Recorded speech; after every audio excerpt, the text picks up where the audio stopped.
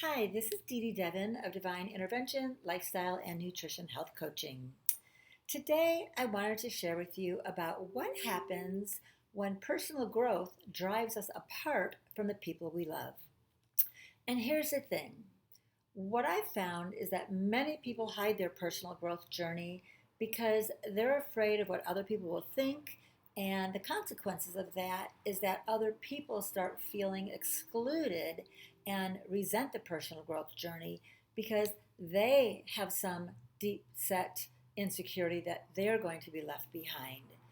So, the antidote to that is to lean in and share it with them and say, hey, honey, you know what I really love? I'm learning this really cool stuff, and I wonder if you want to listen to this podcast with me. Or I wonder if you want to attend this workshop with me. Or here's something really cool that I learned today. Is it okay if every Tuesday night before dinner or during dinner that I get to share with you one piece of what I'm learning so that you can feel a part of it? Because I really want to share this journey with you because it's the exclusion that feeds the naysaying. People feel excluded from your journey, and that could be your mom, your sister, your aunt, your partner, significant other. They're watching you develop and grow probably a stronger sense of self.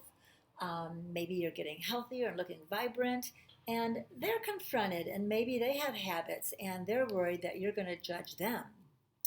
But if we start to include them and make the invitation, then maybe we get to be a model of inspiration for them to grow and change into something that is possible for themselves versus seeing themselves as being alienated by it. And sometimes personal growth does mean growing apart. And or because when you change yourself and when you're in a relationship with somebody, the relationship can't help but change. But what if that were actually okay?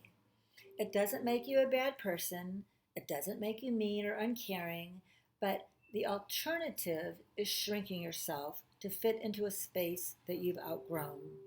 And you don't want to shrink yourself to fit into a space you've outgrown because that takes us back to self abandonment. And when we abandon ourselves in an effort to show we're committed to or that we care about someone else, there's abandonment in that as well. You want to build healthy boundaries with love. Saying no to something or someone also means saying yes to something or someone else. We might, like, oh God, if I'm really honest with myself, it's just easier not to talk about my personal self journey. I'm fine. This is for me because it's just too exhausting, to experience the backlash. But the minute you start speaking your truth and taking a stand for what you believe and growing a little bit of a thicker skin, just knowing your true north, then the anxiety that's been weighing you down is lifted. Because some part of you has been hiding or holding out in fear of retaliation or disappointing others. So, on that road to personal growth, there's always something that we need to let go of, and it's usually something that we hold dear. Some of us need to let go of the need for approval.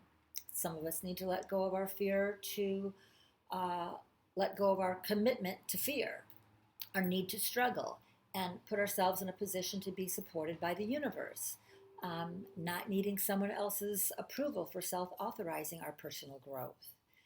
So, to me, the journey of self authorizing is no longer needing whatever I'm choosing to be right for anyone else.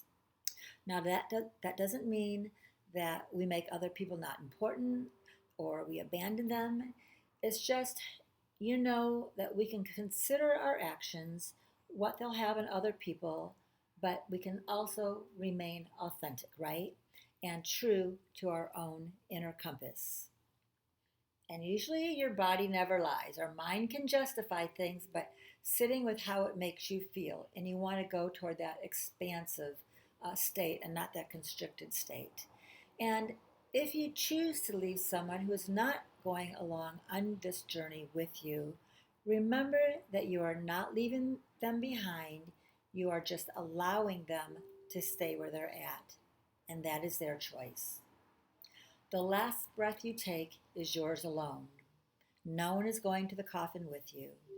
You go there on your own. So don't fall into the regrets of the dying.